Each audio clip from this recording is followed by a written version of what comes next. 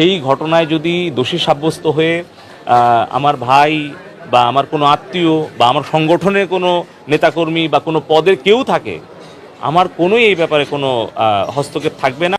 যখন এই ঘটনা আমি শুনেছি, জেনেছি, আমার রাজনৈতিক আমার সহযোদ্ধা ও এই ইউনিয়ন আওয়ামী লীগের যুগ্ম সাধারণ সম্পাদক এমদাদুল হক কালু ভাই এবং ইউনিয়ন আওয়ামী লীগের সাধারণ সম্পাদক আমার মোহাম্মদ আলাউদ্দিন ভাই, তারাই কিন্তু প্রথম আমাকে জানিয়েছে।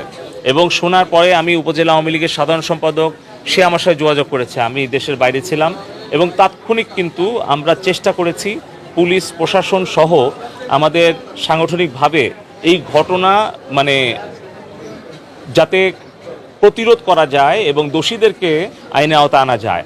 আমাদের এই ক্ষেত্রে কোনো ধরনের কোনো গাফিলতি বা অবহেলা নেই, আমি আপনাদেরকে এটা দৃঢ় প্রত্যয়ের সাথে বলতে পারি। দ্বিতীয়ত হচ্ছে